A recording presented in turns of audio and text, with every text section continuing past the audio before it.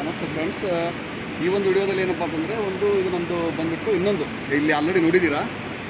ಏನಂತಂದರೆ ಇದು ನಮ್ಮದು ಸಿಲಿಂಡ್ರಿಕಲ್ ಟ್ಯಾಂಕ್ ಇತ್ತು. ಇದ್ರದ್ದು ವ್ಯಾಲ್ಯೂಮನ್ನು ಯಾವ ರೀತಿ ಕ್ಯಾಲ್ಕುಲೇಟ್ ಮಾಡಬೇಕಂತ ನಾನು ಆಲ್ರೆಡಿ ಪ್ರೀವಿಯಸ್ ವಿಡಿಯೋದಲ್ಲಿ ತೋರಿಸಿದ್ದೀನಿ. ಸೊ ಇದು ಬಂದುಬಿಟ್ಟು ಏನಂದರೆ ನಮ್ಮದು ಇದೊಂದು ರೆಕ್ಟ್ಯಾಂಗ್ಯುಲರ್ ಟ್ಯಾಂಕು. ಸೊ ಇದ್ರದ್ದು ಕೆಪಾಸಿಟಿ, ಇದ್ರದ್ದು ಒಂದು ವ್ಯಾಲ್ಯೂ ಯಾವ ರೀತಿ ನಾವು ಫೈಂಡ್ ಔಟ್ ಮಾಡೋದನ್ನು ನಾನಿಲ್ಲಿ ತೋರಿಸ್ಕೊಡ್ತಾ ಇದ್ದೀನಿ ನಿಮಗೆ. ಸೊ ಇಲ್ಲಿ ಬಂದುಬಿಟ್ಟು ಏನಂತಂದರೆ ಇದು ನೋಡ್ತಾ ಇದ್ದೀರಾ ಇದು ಯಾವ ರೀತಿ ಇದೆ ಅಂತ. ಇದು ಬಂದುಬಿಟ್ಟು ನಮ್ದೇನಿದೆಯಲ್ಲ ಇದು ಬಿಡ್ತು ಬಂದುಬಿಟ್ಟು. ಓಕೆ, ಸೊ ನಮ್ದು ಇಲ್ಲಿಂದ ಇಲ್ಲಿವರೆಗೆ ಮೆಜರ್ಮೆಂಟ್ ಮಾಡಿದ್ದೀವಿ. ಇಲ್ಲಿಂದ ಇಲ್ಲಿವರೆಗೆ ಏನು ಮೆಜರ್ಮೆಂಟ್ ಮಾಡಿದ್ದೀವಿ ಇದು ಬಂದುಬಿಟ್ಟು ಅಂದರೆ ಬಿಡ್ತು. ಸೊ ಇದಾದಮೇಲೆ ಇಲ್ಲೇನಿದೆಯಲ್ಲ ಇಲ್ಲಿಂದ ಆ ಎಂಡ್ವರೆಗೆ ಏನಿದೆಯಲ್ಲ ಇದು ಬಂದುಬಿಟ್ಟು ಲೆಂಗ್ತು. ಇದೇನಿದೆಯಲ್ಲ ಇಲ್ಲಿಂದ ಇಲ್ಲಿವರೆಗೆ ಏನಂತಂದರೆ ಹೈಟು. ಸೊ ಇದು ಬಂದುಬಿಟ್ಟು ಬಿಡ್ತು, ಲೆಂಗ್ತು, ಆಮೇಲೆ ಹೈಟು. ಸೊ ಇದನ್ನು ನಾವು ಆಲ್ರೆಡಿ ಏನಂತಾರೆ ಮೆಜರ್ಮೆಂಟ್ ಮಾಡಿದ್ದೀವಿ. ಮೆಜರ್ಮೆಂಟ್ ಮಾಡಿಬಿಟ್ಟು ಇಲ್ಲಿ ನೋಡಿ,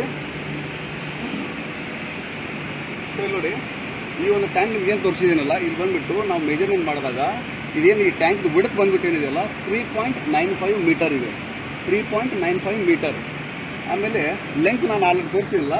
ಆ ಲೆಂತ್ ಬಂದುಬಿಟ್ಟು ಏನಿದೆಯಲ್ಲ 7.49 ಮೀಟರ್ ಇದೆ. ಲೆಂತ್ ಬಂದುಬಿಟ್ಟು 7.49 ಮೀಟರ್. ಆಮೇಲೆ ಹೈಟ್ ಆಫ್ ದಿ ಟ್ಯಾಂಕ್ ಏನಿದೆಯಲ್ಲ 2.26 ಮೀಟರ್ ಇದೆ. ಸೊ ನಮಗೆ ಯಾವುದೇ ಒಂದು ಸ್ಕ್ವೇರ್ ಟ್ಯಾಂಕ್ ಆಗಲಿ ಅಥವಾ ರೆಕ್ಟ್ಯಾಂಗ್ಯುಲರ್ ಟ್ಯಾಂಕ್ ಆಗಲಿ ಅದರದ್ದು ವ್ಯಾಲ್ಯೂಮನ್ನು ಯಾವ ರೀತಿ ಫೈಂಡ್ ಔಟ್ ಮಾಡಬೇಕು ಅಂದರೆ ಇದೊಂದು ಫಾರ್ಮುಲಾ ಇದೆ. Volume is equal to length of the tank, width of the tank ಮತ್ತು ಹೈಟ್ ಆಫ್ ದಿ ಟ್ಯಾಂಕನ್ನು ನಾವು ಗುಣಿಸಿದಾಗ ನಾವು ಬರ್ತಕ್ಕಂಥ ಒಂದು ವ್ಯಾಲ್ಯೂ ಇರುತ್ತಲ್ಲ ಅದು ವ್ಯಾಲ್ಯೂಮ್ ಆಗಿರುತ್ತೆ. ಸೊ ಇದರಲ್ಲಿ ಏನಂತಂದರೆ ಲೆಂತ್ ಗೊತ್ತು ನಮಗೆ 7.49 ಮೀಟರು, ಆಮೇಲೆ ವಿಡ್ತ್ ಬಂದುಬಿಟ್ಟು 3.95 ಮೀಟರು, ಆಮೇಲೆ ಹೈಟ್ ಬಂದುಬಿಟ್ಟು 2.26 ಮೀಟರ್. ಸೊ ಇದನ್ನು ಮೀಟರ್ ಇಂಟು 3 ಸೆಟ್ ನಾವು ಮೀಟರ್ನ ಗುಣಿಸಿದಾಗ ನಮಗೆ ಬರ್ತಕ್ಕಂತಹ ಒಂದು ಯೂನಿಟ್ ಇದೆಯಲ್ಲ ಮೀಟರ್ ಕ್ಯೂಬ್ ಅಂತ ಬರುತ್ತೆ. ಸೊ ಇಲ್ಲೇನಂದರೆ ಇದನ್ನು ಕ್ಯಾಲ್ಕುಲೇಷನ್ ಮಾಡಿದಾಗ ನಮಗೆ volume of this rectangular tank ಎಷ್ಟು ಬರುತ್ತೆ ಅಂದರೆ 66 ಮೀಟರ್ ಕ್ಯೂಬ್ ಅಂತ ಬರುತ್ತೆ.